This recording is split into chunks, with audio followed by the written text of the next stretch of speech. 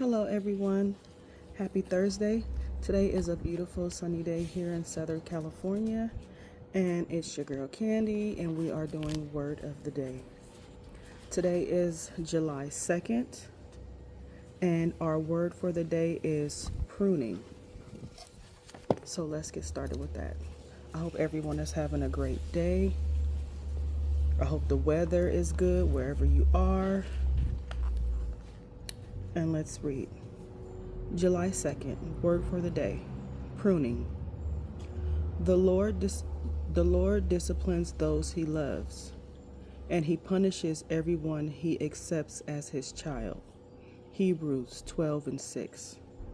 So just like a parent, we discipline and we punish our children because we love them. And when they are doing wrong, they get in trouble. It's just as simple as that. And the passage that follows reads, experienced gardeners know the benefits of pruning their plants. To the untrained eye, pruning looks painful to the plant, causing it to look bare or even like it will die. But the gardener knows that pruning is for the plant's good.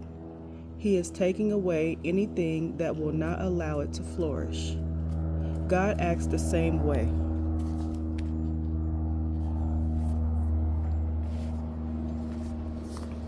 God acts the same way in the lives of his children. He prunes and disciplines, pulling away from us anything that will not be for our good. It may be painful at the time, and it might even feel like we're dying, but his processes are meant to help us grow. Don't be restrained to the gardener's shears, painful as it may be. Let him cut away the things that will not help grow.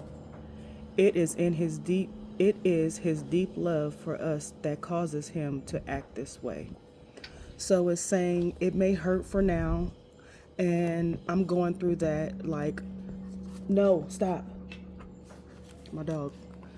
A lot of things have hurt me. It may not feel like it's the right thing, or we're wondering why are we suffering and going through this at the time, but it's all because God has designed it to be that way. It may hurt for now. That's like when you cut yourself, but you have to go through the healing process, And I remember telling somebody I'm grateful for all of my struggles. I'm grateful for every time that I went through something and it hurt me, because it literally made me a better and stronger person, and it's still happening in my life today.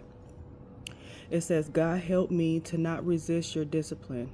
I know it is because you are full of love and mercy for me that you remove the things which will not help me.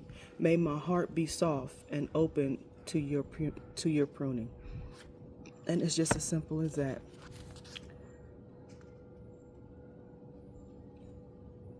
He sees things that we don't. So it might feel good, it might look good to us in the flesh, but deep down, for our spirit, it's not good for us, which goes back to everything that glitters ain't gold. And I just thank him for watching over me and watching over, the choices and the decisions that I make, because we might think that it's good for us, but it's not always good for us. And today is day 16.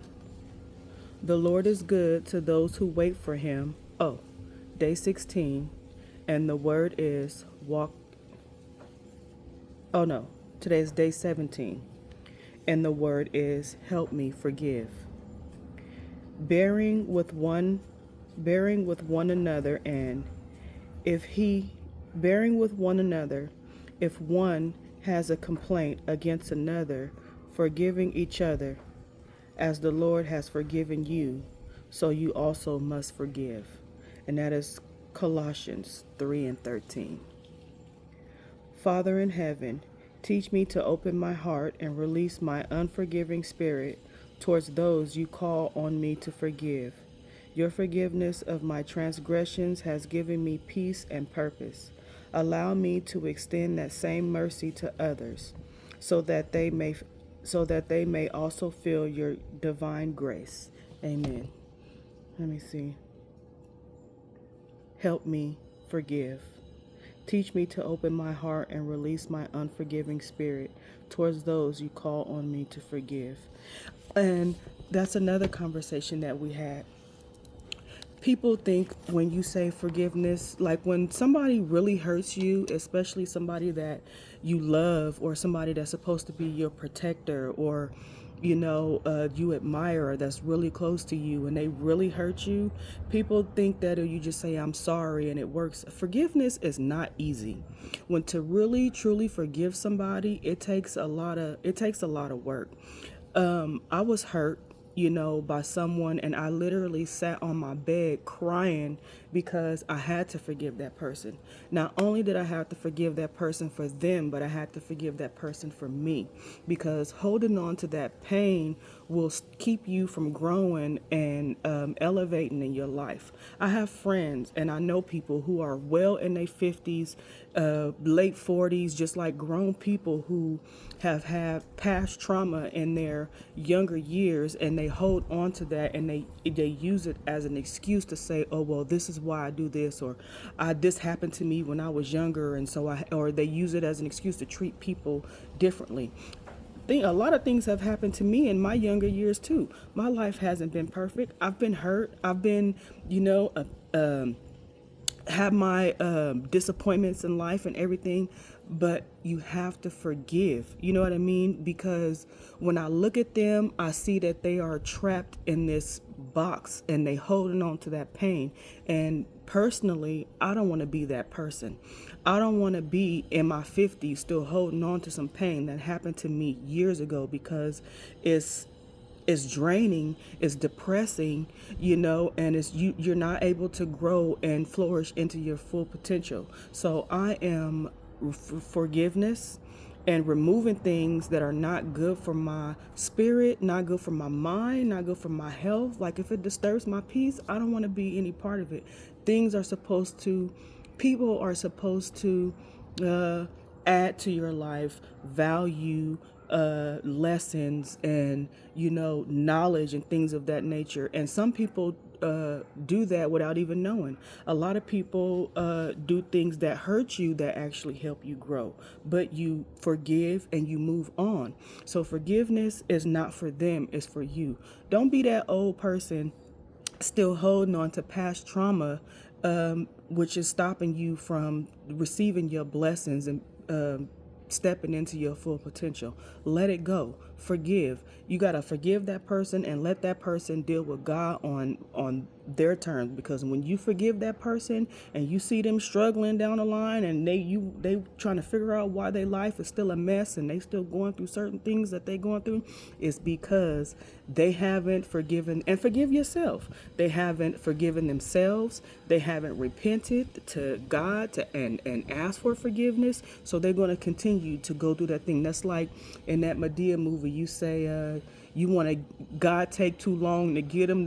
You want to get them, they need to get God right then. Sometimes you have to just let it be. You know what I'm saying? You can get them, but it's always a pleasure to forgive them and move on. And the best revenge, or I won't say revenge, but the best pleasure is to forgive a person who thought they had control over your life.